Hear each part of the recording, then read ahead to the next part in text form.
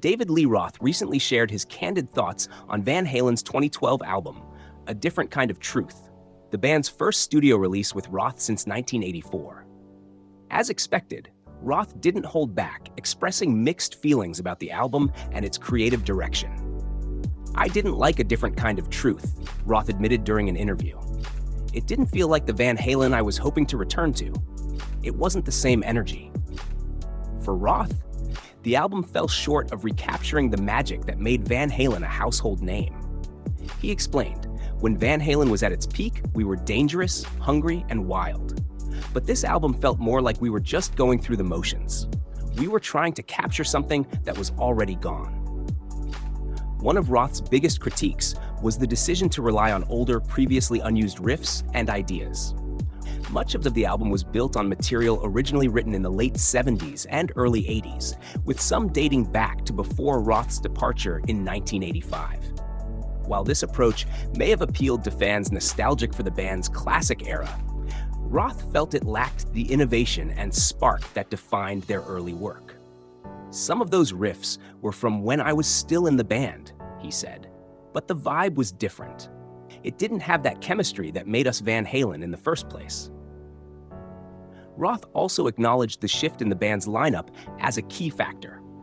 While he praised Wolfgang Van Halen, Eddie Van Halen's son, for his talent as a bassist, he admitted that the absence of longtime bassist Michael Anthony was deeply felt.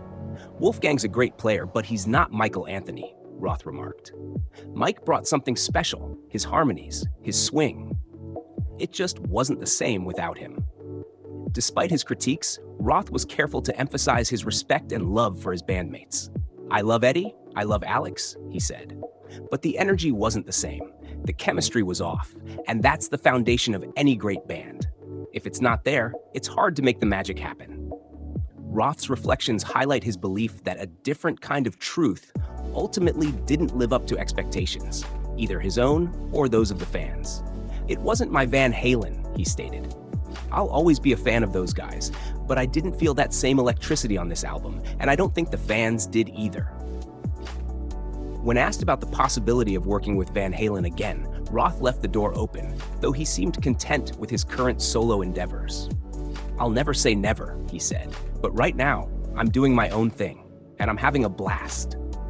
His honest take on the album, while critical, underscores his commitment to authenticity and artistry. "Without the struggle, there's no real art," he concluded, capturing the restless spirit that has defined his career.